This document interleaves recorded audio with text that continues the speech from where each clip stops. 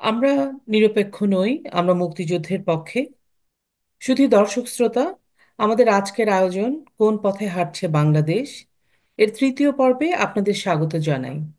আজকে আমাদের সাথে আলোচনায় সংযুক্ত হয়েছেন অস্ট্রেলিয়া অভিবাসী, অস্ট্রেলিয়ার মুক্তিযুদ্ধের পক্ষের সকল কর্মকাণ্ডের নেতৃত্ব দানকারী ব্যক্তিত্ব, একাডেমিক, ঢাকা মেডিকেল কলেজ ছাত্র সংসদের সাবেক সমাজ কল্যাণ সম্পাদক, বাংলাদেশি মুক্তিযুদ্ধের পক্ষের চিকিৎসক সংগঠনের স্বাধীনতা চিকিৎসক পরিষদের অন্যতম সংগঠক, কবি, সাহিত্যিক, প্রাবন্ধিক, চিকিৎসাবিদ ডক্টর আবুল হাসান মিল্টন ভাইয়ের সাথে।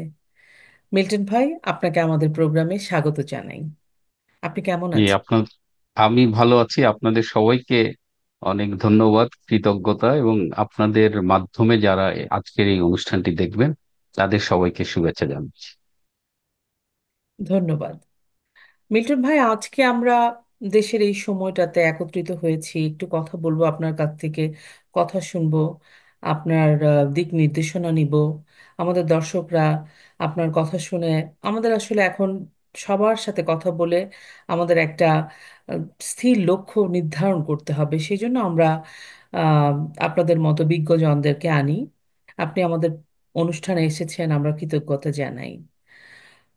আজকে আমি যে প্রথমেই যে বিষয়টা নিয়ে কথা বলবো, আমরা যারা বাংলাদেশকে ভালোবাসি, বাংলাদেশের ইতিহাস ধারণ করি, তারা জুলাইয়ের 15 তারিখ থেকে আমাদের ভাবনায় একটা শঙ্কা, একটা ভয়, একটা কেমন যেন অশনির ছায়া পড়েছে। একাত্তরের শত্রুদের দানবীয় আঁতাত, একাত্তরের মতো ভয়াবহ বর্বরতা ও গণহত্যার মাধ্যমে মুক্তিযুদ্ধের প্রধান অর্জন, বাঙালি জাতির হাজার বছরের লালিত স্বপ্ন, স্বাধীনতাকে ছুঁড়ে ফেলে তালিবানি বাংলা স্থান প্রতিষ্ঠা করার চেষ্টা করা হচ্ছে, যা আমরা দেখতে পাচ্ছি। একাত্তরের 53 বছর অতিবাহিত হয়ে গেল, তবু উন্নয়নের সকল সূচকে আমরা উপরের দিকেই উঠছিলাম। কিন্তু এরকম ঊর্ধ্বমুখী আমাদেরকে বলা হচ্ছিল রাইজিং স্টার, কিন্তু আমরা নিখাত নির্মমতার একটা একটা খাদের দিকে নেমে যাচ্ছি।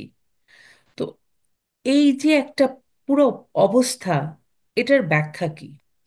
এই প্রশ্নটা, ব্যাখ্যাটা আমি আপনার কাছে চাওয়ার আগে আমি আমার দর্শক শ্রোতাদের একটা কথা বলতে চাই।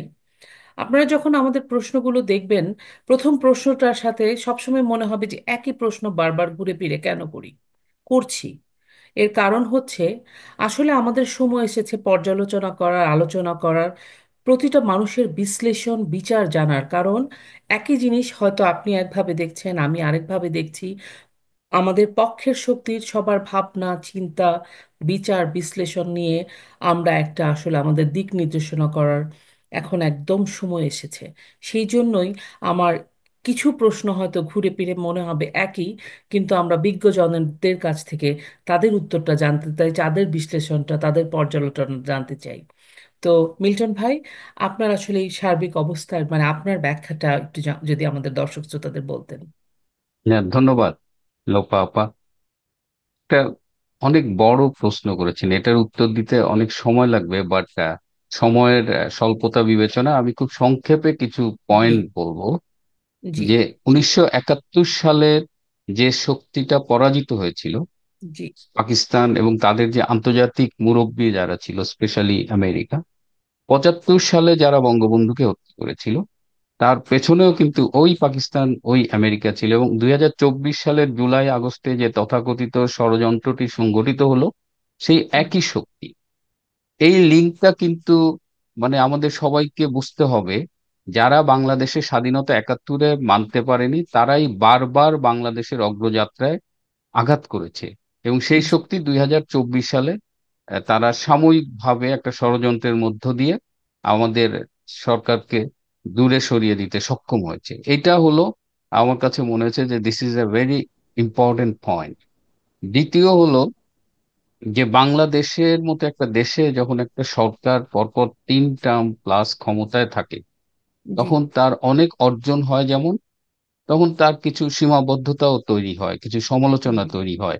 জি। একটা, আপনি চিন্তা করেন, 15 বছর যে শিশু ছিল, সে 15 বছর পরে ভোটার হয়েছে, বড় হয়েছে, সে কিন্তু আওয়ামী লীগের বাইরে কোনো শাসন দেখেনি, দেখেন। বিএনপির দুঃশাসন দেখেনি, জামাতের সে সরকারের অংশীদারিত্বের কি ভয়াবহ নির্মমতা এগুলো তারা দেখেনি, তাদের কাছে পুরোটাই আওয়ামী লীগ ছিল। সো আওয়ামী লীগকে তারা দেখেছে, এবং আওয়ামী লীগের যে ভুল ত্রুটিগুলো ছিল জি সেই ভুল ত্রুটিগুলোকে তিলকে তাল করার মতো করে গত 3-4 বছর স্পেশালি খুব জি ওই যে মেটিকুলাসলি ডিজাইনড যে জি একটা কথা বলেন doctor Yunus, this is that part আর কি। যে এই ওরা কিন্তু 5 স্টার হোটেলে রেগুলার সেমিনার করতো এবং জি গভর্নমেন্টের ছোটখাটো ভুলকে ফুলিয়ে ফাঁপিয়ে দেখাতো, এবং ওই সেমিনার গুলোতে যারা বক্তা ছিল তারা কিন্তু আজকের উপদেষ্টা পরিষদে। জি আপনি জি মিলিয়ে ওই দেখেন ওই জি ওই মুখগুলোই। প্রসঙ্গ।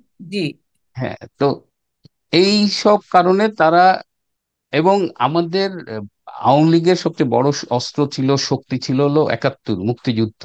এবং দেখবেন জি জুলাই আগস্টে যারা এই আন্দোলনটা করেছে তারা মাথায় জাতীয় পতাকা বেঁধে নিয়েছে। হ্যাঁ, বেঁধে তারা নিয়েছে বঙ্গবন্ধুর একদম। কোড ইউজ করেছে। সো জি, তারা জনগণকে নানান ভাবে এক্সপ্লয়েট করেছে, কিন্তু তাদের বিভ্রান্ত করেছে। আলটিমেটলি তাদের একটাই ছিল, সেই 71-এর পরাজয়ের প্রতিশোধ।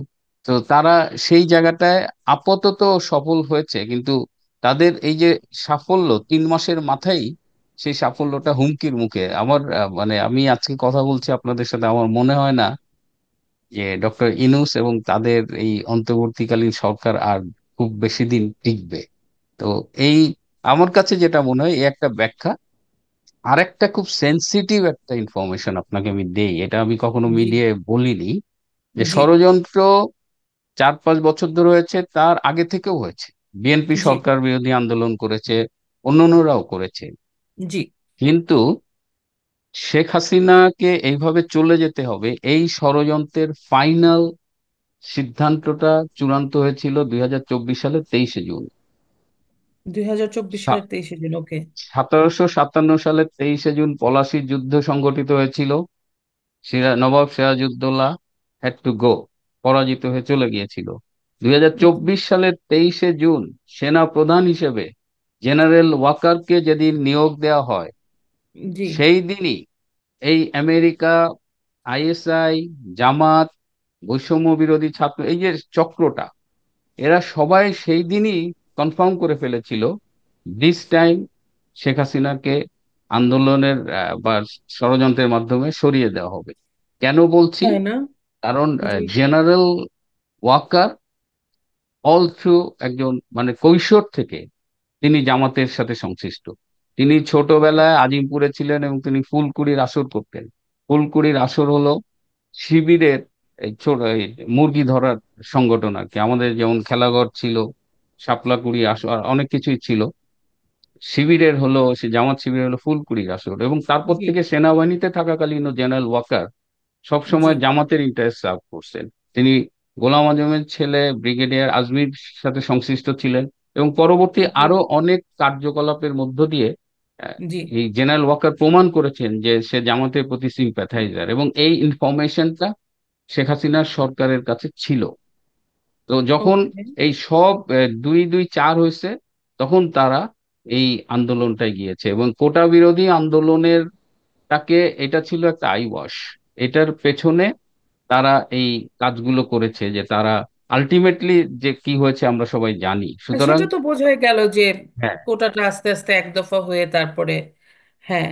হ্যাঁ। তো একটা নতুন জিনিস জানলাম, যেটা আসলে অত আমার ধারণা ছিল না। মানে এটা আমি হুম, আপনাদের সাথে কথা বলার পরে আমি ঠিক করেছি, এই ইনফরমেশনটা আমি অনেকদিন লালন করেছি, জি। আপনাদের মাধ্যমে আমি একটু বললাম। ও, and this is a food মানে ফর এটা একটা থট ফর অল অফ সম্পূর্ণই আস। মানে আমরা ধারণা করছি কিছু তো একটা হয়েছে, বাট অত স্পেসিফিক্যালি আমাদের জানার সুযোগ হয় নাই। তো আপনার মাধ্যমে জানলাম। আর আমাদের তো একটা ধারণা ছিল যে উনি আম, সেনা সেনা প্রধান, আমাদের শেখ হাসিনার রিলেটিভ। সো একটা একটা দ্বিধাদ্বন্দ্ব, মেনে নেওয়ার কষ্ট, মানে মানতে চাই মানতে চাই না, যে আসলে উনি জড়িত কিনা, মানে আসলে ওরকম একটা দ্বিধাদ্বন্দ্বের মধ্যে তো জাতি যারা আমাদের পক্ষের লোক তারা তো আছেই। যাই হোক, আপনার মাধ্যমে অনেকটা জানলাম। আত্মীয়তার ব্যাপারে আমি একটু এক্সপ্লেইন করি। এটা আমাদের অনেকেরই মনে হয় যে আত্মীয়, এটা তো অস্বীকার করা যাবে না, কিন্তু জেনারেল ওয়াকার সিনিয়রিটি হিসেবেও কিন্তু চিফ হওয়ার পথে। শেখ আচ্ছা, হাসিনার ডিসিপ্লিনটা ব্রেক করতে চাননি। ওকে ওকে, এই যে আরেকটা হ্যাঁ, জিনিস ইভেন জানলাম। Even knowing lot of things, hmm hmm, তিনি মনে করছেন আত্মীয়তা একটা বোনাস, প্লাস পয়েন্ট। আত্মীয়দের আচ্ছা। কাছে আমাদের এক্সপেকটেশন থাকতেই পারে, কিন্তু জি উনি আর্মি যেহেতু একটা প্রফেশনাল একটা অবস্থায় চলে গেছে, উনি জি, ডিসিপ্লিনটা ভাঙতে চাননি আর কি। জি, আচ্ছা, আচ্ছা। অসংখ্য ধন্যবাদ। আমি দুই তিনটা বেশ গুরুত্বপূর্ণ এবং নতুন তথ্য জানতে পারলাম, স্পেসিফিক্যালি যেগুলো আমরা ধারণা করছিলাম সেটা আপনি ক্লিয়ার করলেন। তো এই প্রসঙ্গে আমি এখন একটু আমাদের প্রধান উপদেষ্টা যে এখন বাংলাদেশে আছে ওনার ব্যাপারে, ডক্টর ইউনূস। তো ডক্টর ইউনূসের ব্যাপারে একটু আমি একটু আমার দর্শকদের উদ্দেশ্য বলতে চাই যে ডক্টর ইউনূস যখন ক্ষুদ্র ঋণের প্রশ্নবিদ্ধ সফলতা নিয়ে অর্থনীতি, প্রশ্নবিদ্ধ এই জন্য বললাম কারণ উনি অর্থনীতির লোক, উনি নোবেল পেয়েছেন শান্তিতে। তো এটা নিয়ে কিন্তু বাঙালিরা অনেকেই, আমরা যারা নাকি একটু পড়াশোনা করে বা যারা এটা নিয়ে ভাবে চিন্তা করে, তারা ভাবছে যে ওনার তো অর্থনীতিতে নোবেল পাওয়ার কথা, উনি শান্তিতে নোবেল পেলেন। তারপরে দেখা গেল যে আস্তে আস্তে ক্রমশ মার্কিনীদের মানে পশ্চিমের সর্বোচ্চ জাতীয় মেডেল, তারপর ওই সকল দেশগুলোর ডজনের পর ডজন রাষ্ট্রীয় আন্তর্জাতিক পুরস্কার পেয়ে উনি একটা আন্তর্জাতিক সেলিব্রিটি হয়ে গেলেন, তাই না? দেশে বিদেশে তার তৎপরতা, তার কার্যক্রম, উনি এই ইউনিভার্সিটি, হার্ভার্ড, বিভিন্ন জায়গায় যে বক্তৃতা দিয়ে দিয়ে ওনার উত্তরোত্তর ওনার একটা পরি মানে একটা অবস্থান হলো। ইন দ্য মিন টাইম সাথে সাথে কিন্তু উনি কর জালিয়াতি, পদ্মা সেতুর বিরুদ্ধে ওনার যে একটা অবস্থান, ব্যাংক পরিচালনা, উনি সরকারের যে নিয়ম সেটা অমান্য করা, এটা নিয়ে সরকারের প্রতি অনমনীয় আচরণ, এগুলো কিন্তু আস্তে আস্তে দৃশ্যমান হতে থাকলো। বিপরীতে শেখ হাসিনাও তার ব্যাপারে এই যে একটা আস্তে উৎকণ্ঠা, মাঝে মাঝে উৎকণ্ঠা থেকে ক্ষোভ, সেগুলোও প্রকাশ হতে থাকলো, কারণ তার স্বরূপটা শেখ হাসিনা ধরতে পারছিলেন, প্রকাশ হতে হচ্ছিল। তারপরে ধীরে ধীরে 5ই অগস্টের মাধ্যমে আমরা জানতে পারলাম ডক্টর ইউনূসের আসল উদ্দেশ্যটা কি। তিনি নিজেই তার প্রধান পৃষ্ঠপোষক প্রতিষ্ঠান বিল ক্লিন্টন সেন্টারে গিয়ে তিনি তার নিজেই অনাবৃত করলেন যে উনি আসলে ম্যাটিকুলাস প্ল্যানের মাধ্যমে এসে উনি রিসেট বাটন দিয়ে বাংলাদেশের স্বাধীনতা মুছে নতুন করে একটা তালেবানি রাষ্ট্র প্রতিষ্ঠা করতে চান, তাই তো? হোল বিষয়টা ছোট করে বললে এরকমই। এখন এই যে একটা পরিকল্পনা বাস্তবায়নে যৌক্তিকভাবে যে তার শক্তির উৎস কি, উগ্র মৌলবাদ। এখন আপনি দেখেন উগ্র মৌলবাদী তলোয়ার, বাংলাদেশের বাঙালি জাতি কিন্তু সবসময় আন্দোলন সংগ্রাম করেই আমরা আমাদের দাবি আদায় করেছি, কিন্তু আমাদের আন্দোলন সংগ্রামটা কি? আমরা রাজপথে নেমেছি, আমরা প্রতিবাদ জানিয়েছি, সরকারকে আমরা অনেক সরকারকে পতন করেছি, সবকিছু কিন্তু আমরা আন্দোলন করে, লিখে, বিদ্রোহ করে, কবিতা দিয়ে, গান দিয়ে, রাজপথে স্লোগান দিয়ে কিন্তু আমরা করেছি, ব্যানার, ফেস্টুন। আমরা কিন্তু হাতে অস্ত্র, তলোয়ার, মেরে ঝুলিয়ে রাখা এসব কিন্তু বাঙালি করে না, এগুলো কিন্তু জানে না বাঙালি করতে। বাঙালি কিন্তু হিংস্র নয়, আমি মেজরিটি বাঙালির কথা বলছি। সেই জন্য আমি বলছি যে এই যে একটা শক্তি, এই শক্তির বিপরীতে আমাদের মতো বাঙালি, শান্তিপ্রিয় বাঙালি, আমরা আসলে কিভাবে এই শক্তিকে পরাজিত করে আমরা আমাদের স্বাধীনতাকে সমুন্নত রাখতে পারি? আপনার এইটার জন্য আমরা কি কৌশল আসলে নিতে পারি? বাঙালিকে আসলে কি করতে হবে আপনার, আপনার মতে এটার কৌশলটা কি হবে? আবারও ধন্যবাদ। একটা খুব একটা খুব সময় উপযোগী একটা প্রশ্ন। এই এই প্রশ্নটা ব্যক্তিগতভাবে অনেকেই আমাদের কাছে করেন। একটা জিনিস আমাদের খেয়াল রাখতে হবে, যে রাজনীতিতে এক পা আগানোর জন্য দুই পা পেছাতে হয়। রাজনীতিতে নীরবতাও কখনো কখনো একটা কর্মসূচি। তো জি, 5ই আগস্টের পরে আমরা কিন্তু কোনো অ্যাক্টিভিটিস বা কিছু করিনি। আমাদের আওয়ামী লীগ নেত্রী কোনো ডাক দেয়নি, কিছু না। উনি যেটা চেয়েছেন যে বাংলার মানুষ দেখুক, গত 3.5 মাসে তো বাংলার মানুষ একটা তুলনা করার জায়গা পেয়েছে যে জায়গা পেয়েছে। আওয়ামী লীগের শাসন কেমন ছিল, আওয়ামী লীগের পরবর্তী বর্তমানে ডক্টর ইউনূসের জঙ্গলি শাসনটা কেমন। এই যে তুলনাটা হলো, এবং এই তুলনার ফলে আওয়ামী লীগ কিছু না করেও কিন্তু অনেক এগিয়ে গেছে। আপনি এখন মাঝে মধ্যেই দেখবেন যে সামাজিক যোগাযোগ মাধ্যমে বিভিন্ন জরিপ প্রকাশিত হচ্ছে, এবং শেখ হাসিনার গ্রহণযোগ্যতা আগের যে কোনো সময়ের চাইতে বেড়েছে। আমি শেখ হাসিনাকে নিয়ে আমি তার জীবনীটা ইংরেজিতে লিখেছি। আমি 2 বছর ও, তাকে নিয়ে গবেষণা করেছি। আমি বলি যে আমার সেকেন্ড পিএইচডি হলো শেখ হাসিনা। তো আমি তার গ্রহণযোগ্যতা নিয়ে মাঝে মধ্যে জরিপ করতাম। আমার একটা এক্সপার্টিস হলো ন্যাশনাল সার্ভে। তো আমি দেখেছি উনি যখন ক্যাসিনোর বিরুদ্ধে একটা অবস্থান নিয়েছিলেন, জি, তখন ওনার জনপ্রিয়তা সর্বাধিক ছিল। জি, আর আজকে তার জনপ্রিয়তা ওই ক্যাসিনোর লেভেলে ওই ওই সময় সমান না হলেও আজকে তার জনপ্রিয়তা 70 to 80% মানুষের কাছে আবার বেড়ে গেছে। সো এইটা এইটা আমি মনে করি যে জননেত্রী শেখ হাসিনার একটা ওয়াইজ ডিসিশন ছিল, যে এই সময়ে আমরা একটু অ্যাসেস করার সুযোগ পেলাম, আমরা নিজেদের দিকেও তাকানোর একটা সুযোগ পেলাম। সুযোগ তো পেলাম। এখন আওয়ামী লীগ আস্তে আস্তে করে তাদের রাজনৈতিক অবস্থানটা ঘর গোছানো যেটাকে বলে, তারা আস্তে আস্তে করে মাঠে নামবে। এটা হলো আওয়ামী লীগের সাংগঠনিক কার্যক্রম একটা কর্মসূচি। স্ট্র্যাটেজি বা একটা। আমরা কি করব? আমরা যারা বঙ্গবন্ধুকে আ- ভালোবাসি, জি, বঙ্গবন্ধু বা মুক্তিযুদ্ধকে ধারণ করি, চেতনাকে ধারণ, আমরা কি করব? আমরা আমরা কি? যে কি করব এটা কিন্তু কাউকে বলে দিতে হয়নি। আমি খুব অবাক বিস্ময় দেখলাম যে আমরা কি করব এটা আমরা করছি। একজন চিকিৎসক হিসেবে আমার কাছে কেউ যোগাযোগ করলে আমি সবসময় বলেছি যে শারীরিক এবং মানসিক ভাবে আমাদের সুস্থ থাকতে হবে। এটা হলো জি, আমাদের ফার্স্ট থিং।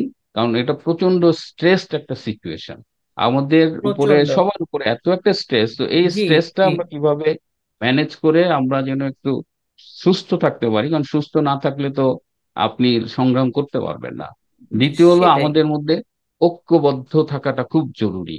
না, আমরা জরুরি। যারা দেশে বিদেশে ছড়িয়ে ছিটিয়ে আছি, বঙ্গবন্ধুর সৈনিকেরা, শেখ হাসিনার অনুসারীরা, আমরা যেন জি, ঐক্যবদ্ধ থাকি। আমাদের এখন বিভেদের সময় না। তৃতীয় হলো আমরা যারা প্রবাসে থাকি এবং আমাদের যাদের অ্যাক্সেস আছে, আমাদের জি, যেমন আমাদের লোকাল এমপি আছে, আমাদের মন্ত্রীরা আছে, আমি মাঝে মধ্যেই তাদের কাছে চিঠি লিখি এবং তাদের অনেক সিনেটর, অনেক এমপি মন্ত্রী, তাদের রিপ্লাইও আমি পাই। তো এই কাজটা আমরা আমাদের নেটওয়ার্ক গুলোকে সচল করতে পারি, কাজে লাগাতে পারি। বাংলাদেশে কি হচ্ছে, বাংলাদেশে সংস্কারের নামে গণতন্ত্রকে হুমকির মুখে ফেলে দেওয়া হয়েছে, হিউম্যান রাইটস একদম তলানিতে, ললেসনেস চলতেছে, মাইনরিটিজের উপরে অপারেশন চলতেছে। এইগুলো যদি আমরা ওয়ার্ল্ডকে জানাই through our political channels, through foreign media, even social media এখন একটা খুব ইম্পর্টেন্ট রোল প্লে করছে। আমরা যদি সোশ্যাল মিডিয়ায় খুব অ্যাক্টিভ থাকি, এই আপনারা এখন একটা ব্রডকাস্ট করছেন, এরকম এখন অনেকেই করছে। এবং আওয়ামী লীগের শক্তিটা কি জানেন? এর আগে আমরা দেখেছি যখন আওয়ামী লীগ ক্ষমতায় ছিল তখন জামাত বিএনপি এরা অনলাইনে অনেক অ্যাক্টিভ ছিল, এদের অনেক ইউটিউবার আছে, এরা কিন্তু সবাই টাকা পয়সার লেনদেন করতো। এদের এরা সাপোর্ট পেত, ফিনান্সিয়াল সাপোর্ট পেত, এদের একটা আলাদা ইকোনমিক অ্যাক্টিভিটিস এর সাথে ইনভলভ। আওয়ামী লীগের এই যে হাজার হাজার সোশ্যাল মিডিয়ায় অ্যাক্টিভ, এরা কিন্তু সবাই প্রাণের তাগিদে করছে। এইটা হলো আওয়ামী লীগের শক্তি। আওয়ামী লীগের দেশের শক্তি হলো তৃণমূলের সাধারণ মানুষ, আর দেশে বিদেশে শক্তি হলো এই আমাদের মতো অনুসারীরা, যারা দলটাকে ভালোবেসে বঙ্গবন্ধু এবং শেখ হাসিনাকে ধারণ করে, আদর্শকে ধারণ করে করে। So, এই কাজগুলো যদি আমরা করি, হয়তো আমরা ভাবছি যে এগুলোর কি ইফেক্ট হবে। We even don't know how powerful this media.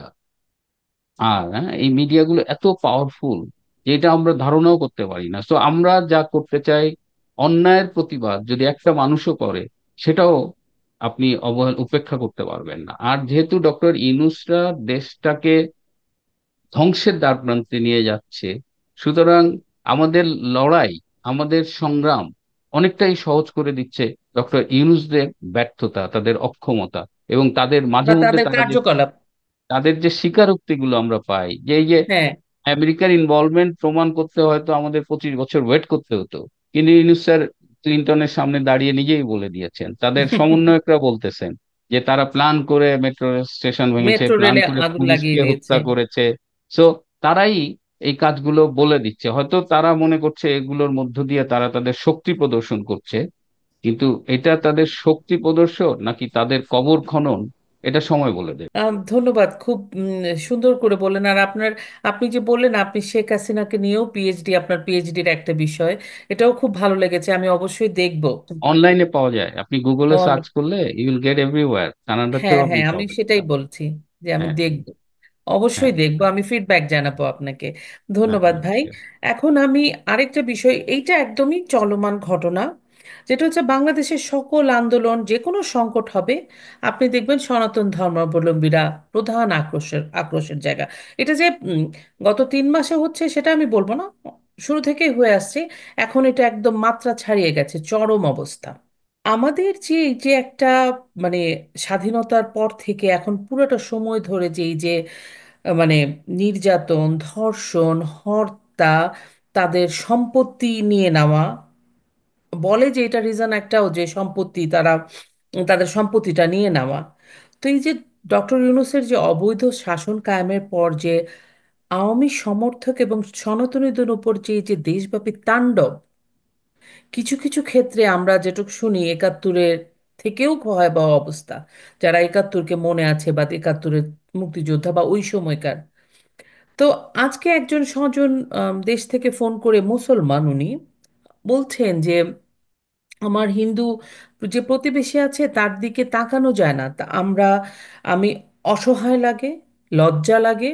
আমি কোনো অপরাধী না, কিন্তু আমার নিজের লজ্জা লাগে, নিজে আমি ওনার দিকে তাকাতে পারি না। এই যে একটা অবস্থা, এই যে এবং এই যে একটা পুরো সিচুয়েশনে দেখেন, বাঙালি যে মুসলিম বা যারা নাকি মনে করেন অবস্থাপন্ন বা একটু ভালো অবস্থায় আছে অন্য ধর্মাবলম্বী বা বিদেশে, সেইভাবে কিন্তু প্রতিবাদটা ওইভাবে দেখছি না। যদিও ডোনাল্ড ট্রাম্প এটা নিয়ে উৎকণ্ঠিত হয়েছিলেন।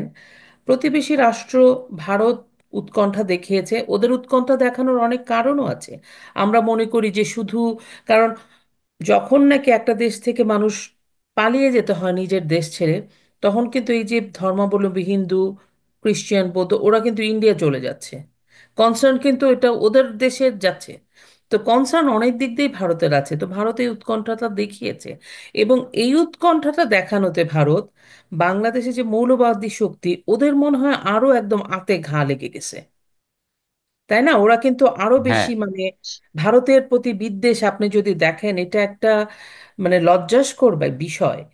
তো এর আসলে শেষ কোথায়? যে এই যে আমরা যে আমাদের বাংলাদেশ তো, আমাদের সংবিধানের তো ধর্মনিরপেক্ষতা, এবং আমরা কিন্তু এটা প্রচলিত আছে, আমাদের কিন্তু কালচারের অংশ। ধর্মটা আমরা আসলে ঘরে করতাম, বাইরে আমরা কিন্তু আমাদের কালচারটাকে আমরা এত বছর কিন্তু মেনটেন করে আসছি। কিন্তু এখন বাঙালির মধ্যে যে এই যে ছাত্ররা, ছোট ছোট বাচ্চারা, বয়স্করা, বিশেষ করে জেনজি যারা বলে, এই যে ধর্ম প্রতি অসহিষ্ণুতা এদের বেড়ে গেছে, এটা কি নিরসনের আদৌ সম্ভাবনা আছে? যদি হয় তাহলে এটা কিভাবে হবে? এই সম্প্রতিটা তো জায়গাটায়, দরকার। মানে এই জায়গাটায়, মানে দেখেন, পলিটিক্স কখনো কালচার বর্জিত হতে পারে না। না। পলিটিক্স, রাজনীতি কখনো সংস্কৃতি বর্জিত হতে পারে না। তো আপনি যখন একটা রাজনৈতিক সংগঠন করবেন, রাজনৈতিক চর্চা করবেন, আপনার সাথে একটা স্ট্রং কালচারাল ব্যাকআপ বা সাপোর্ট লাগবে, কালচারাল অ্যাক্টিভিটিস। আপনি 71-এর কথা চিন্তা করেন, আমাদের শিল্পীদের কি সাহসী ভূমিকা ছিল। তো এরশাদ বিরোধী আন্দোলনে দেখবেন আমাদের সংস্কৃতি কর্মীরাও কিন্তু রাজপথে ছিল, এবং তারা আমাদের অনেক সাহস শক্তি যোগাতো। সম্প্রতি আমরা কিন্তু এই এই জায়গাটায় দায় কিন্তু আমাদের দিকে আসে। আমরা যে 15 বছর ক্ষমতায় ছিলাম, আমাদের যে একটা সাংস্কৃতিক ঐতিহ্য ছিল, আমাদের যে সাংস্কৃতিক কর্মী ছিল, এই সম্মিলিত সাংস্কৃতিক জোট যারা ছিল, তারা কিন্তু তাদের দায়িত্বটা ঠিকমতো পালন করেনি। রাজনৈতিক সংগঠন হিসেবে আমরাও সাংস্কৃতিক ওই কর্মকাণ্ডটাকে আমরা প্যাট্রোনাইজ করিনি। আমরা করেছি জয় বাংলা কনসার্টের নামে কিছু, মানে তার রাজনৈতিক কমিটমেন্ট টমিটমেন্ট দেখি নাই, কিছু কনসার্ট করছি যারা এই জুলাই মাসে লাল প্রোফাইল দিয়ে আমাদের গালাগালি করছে, তাই না? সো এই জায়গাটায়, এই যে একটা নৈরাজ্যকর অবস্থা, এই জায়গাটা আমাদের পলিটিক্স এর সাথে আমাদের কালচারাল রেগুলেশনটা করতে হবে, আমাদের কালচারাল ফাইটটা করতে হবে। এটার কোনো বিকল্প নাই। দ্বিতীয় হলো, আমাদের একটা ন্যাশনাল কনসেনসাস দরকার, আমার একটা জাতীয় ঐকমত্য দরকার ঐক্যমত্য মুক্তিযুদ্ধের দরকার। ব্যাপারে। আপনি জি। দেখেন যে এই, আপনি কানাডায় থাকেন, আমি অস্ট্রেলিয়ায় থাকি, আমাদের অতীত নিয়ে কিন্তু কোনো রাজনৈতিক দল এ, কামড়াকামড়ি করে না। জি না। তাদের যা যা ঐতিহাসিক অর্জন আছে সে ব্যাপারে সব দল একমত। আজকে ভারতে বিজেপি ক্ষমতায়, তারা জি। তো গান্ধীরও বিরোধিতা করে, কিন্তু তারা কি গান্ধীর ছবি নামিয়েছে? তারা কি গান্ধীকে জাতির পিতা অস্বীকার করছে? এই একটা দেশের, একটা জাতির এই সেন্ট্রাল কিছু মৌলিক বিষয় ঐকমত্য দরকার। আমাদের একাত্তর নিয়ে একটা ঐকমত্য জরুরি, এবং একাত্তর নিয়ে যেমন জামাতে ইসলাম তাদের ভুল স্বীকার করতে হবে। একাত্তরে তাদের ভূমিকা, তাদের ভুল স্বীকার করে বাংলাদেশে তারা রাজনীতি করবে কিনা এই সিদ্ধান্ত নেওয়া হতে পারে। কিন্তু একাত্তরের স্পিরিট নিয়ে, সেই অ্যান্টি বাংলাদেশ স্পিরিট নিয়ে তো দে ক্যানট কন্টিনিউ। সো এই জায়গাটায় সংখ্যাগরিষ্ঠের একটা আহ, মানে ঐকমত্য দরকার। এবং আমাদের রাজনীতিতে, রাজনীতিকে রাজনীতি দিয়েই মোকাবেলা করতে হয়। আপনি রাজনীতি, হ্যাঁ। রাজনীতি করবেন আর দলীয় অফিসে বসে দলীয় কর্মীদের দূরে ঠেলে দিয়ে মডেল নায়িকা নিয়ে থাকবেন, আপনি হাইব্রিড নিয়ে দল চালাবেন, তাহলে জি। তার তার জন্য আপনাকে পে করতে হবে। সো পলিটিক্স যখন করবেন, পলিটিক্স এর নর্মস আছে, পলিটিক্স এর কি কি করতে হবে গঠনতন্ত্রে সুন্দর লেখা আছে, and we have to practice that along with our cultural allies. এই এই জায়গা থেকে এখন যেটা হবে যে আমরা, আমাদের একটা অনেক ক্ষতি হয়ে গেছে। আমরা যখন টের পাচ্ছি তখন অলরেডি আমাদের অনেক সর্বনাশ হয়ে গেছে। সো জি। আমরা হয়তো যে বিশ্ব অবস্থা এবং বাংলাদেশের যে অবস্থা, তাতে হয়তো খুব দ্রুত বাংলাদেশে একটা রাজনৈতিক পরিবর্তন আসবে। আবার আওয়ামী লীগ ফিরে আসবে, আওয়ামী লীগ বিএনপি সবাই মিলে একটা কিছু করার চেষ্টা করবে। কিন্তু আমাদের যে নৈতিক অবক্ষয়টা ঘটে গেল, আমাদের জি। ছাত্ররা যে শিক্ষকের গায়ে হাত তোলাটা শিখে গেল, আমাদের কিছু হলেই যে আমরা বা আলাপ আলোচনা না করে অমনি তাকে পিটাচ্ছি, অমনি তাকে হত্যা করছি, লুটপাট করছি, বাড়ি পোড়াচ্ছি, এই জায়গা থেকে উত্তরণে আমাদের কিন্তু স্ট্রাগলটা অনেক টাফ হবে। এবং সেই জায়গাটায় আমি আবারও বলছি, politics back by cultural activities, এর ফলে আমরা হয়তো আবার ফিরে আসব। কিন্তু সেই লড়াইটা যদি আওয়ামী লীগ ক্ষমতায় আসে, আওয়ামী লীগকেই দায়িত্ব নিয়ে এই লড়াইটা করতে হবে। কারণ আওয়ামী লীগ ক্ষমতায় থাকলে বাংলাদেশের জন্য যতটা ভালো হয়, সময় ইতিহাস বলে যে আর কোন দল বাংলাদেশের জন্য এত পজিটিভ কিছু করেনি।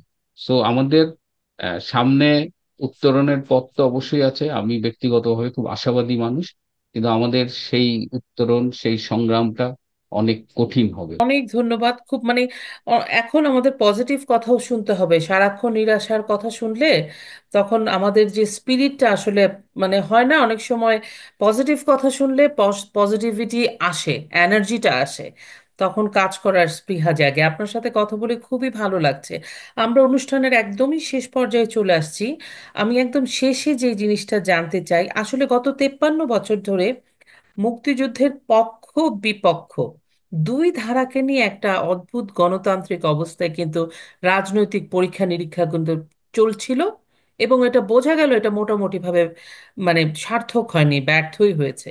এই যে গণতান্ত্রিক মুক্তিযুদ্ধের পক্ষ বিপক্ষ সবাই তো আসলে রাজনীতিটা করেছে, ক্ষমতায় গেছে সময় সময় যার যার মতো করে।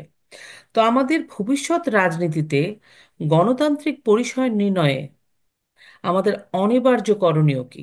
একটা গণতান্ত্রিক, আমরা যে গণতন্ত্র গণতন্ত্র, গণতন্ত্রের সাথে তো আরো তার তিনটা জিনিস আসে, বিশেষ করে ধর্মনিরপেক্ষতা, জাতীয়তাবাদ, এই যে জিনিসগুলা, এটা আমাদের আসলে মানে এটা আমরা কিভাবে মানে স্থাপন করতে পারি চিরস্থায়ী ভাবে? আমাদের মানে করণীয় টেকসই এটা একটা কি? হ্যাঁ। সাস্টেইনেবল একটা অবস্থায় সাস্টেইনেবল, যেতে ইয়া। হবে। হ্যাঁ, হ্যাঁ। এটা, এটা কিন্তু খুব কঠিন কিছু না। মানে জি। গণতন্ত্রকে আপনি প্রাতিষ্ঠানিক রূপ না দিলে ব্যক্তি নির্ভর গণতন্ত্র সবসময় অনিশ্চিত থাকবে। কারণ আমি খুব ভালো মানুষ, আমি জি। নেতৃত্বে গেলাম, আমি একটা চেষ্টা করব ভালো কিছু করার, কিন্তু আমার হোল টিমটা তো এককভাবে ভালো নাও হতে পারে। না। আমার বাংলাদেশের আমলাতন্ত্র কালকে সাধু হয়ে যাবে, এটা ভাবাটা বোকামি।